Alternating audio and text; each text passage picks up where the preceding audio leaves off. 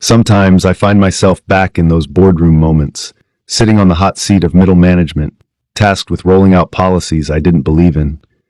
My voice would crack the first time I pitched that new timekeeping system. It's a departmental policy, I'd say, forcing conviction into every word. Inside, I was torn. Could I own this directive when my gut whispered its flaws?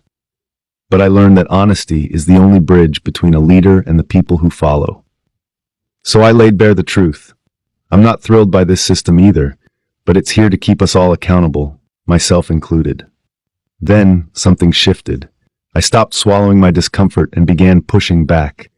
Not with raised decibels, but with deliberate conviction. I raised my argument, not my voice.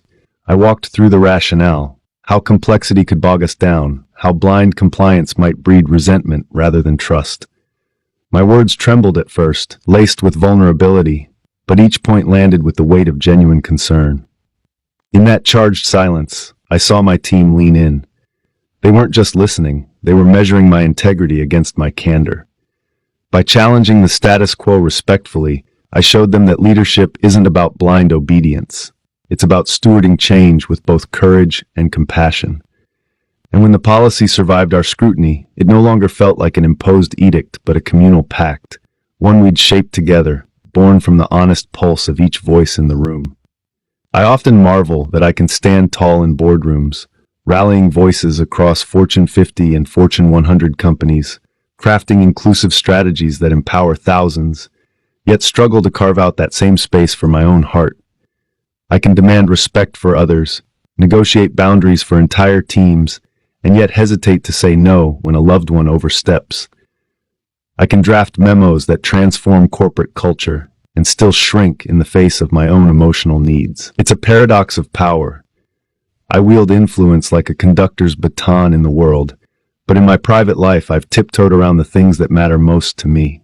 Recognizing this truth has become the next frontier of my journey. It demands that I practice the very leadership I preach, to speak up for my own well-being with the same honesty I offer my teams. It means setting firm edges around my time, my energy, my vulnerability. It means listening to my own concerns as carefully as I listen to theirs. Only then can I reconcile the leader I am in the conference room with the person I yearn to be in my own story, whole, unafraid, and rooted in the same integrity that guides every decision I champion for others. By voicing my own hesitation, I gave my team permission to speak their minds. I listened as they shared fears of added scrutiny, of being reduced to numbers on a screen.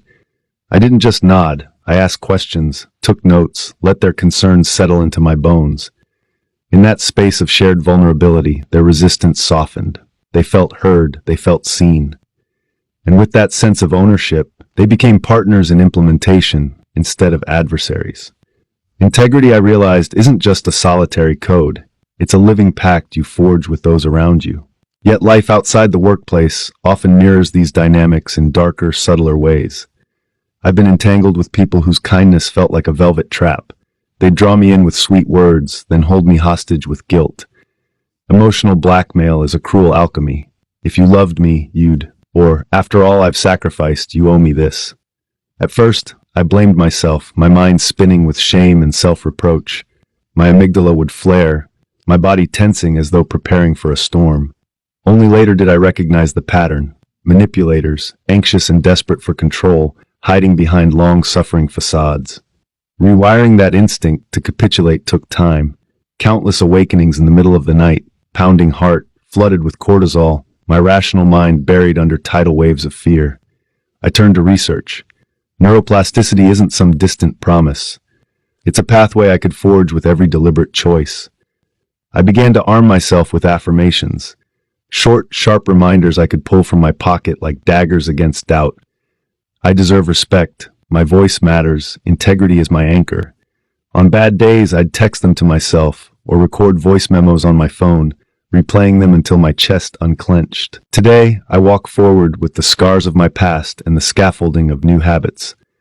I carry the lessons of leadership, how honesty and listening can transform resistance into collaboration, and the hard-won truth that no one can weaponize my integrity without my consent. When the ghosts of abandonment whisper that I'm worthless, I answer with my own principles. Let kindness be my legacy. Let courage be my compass.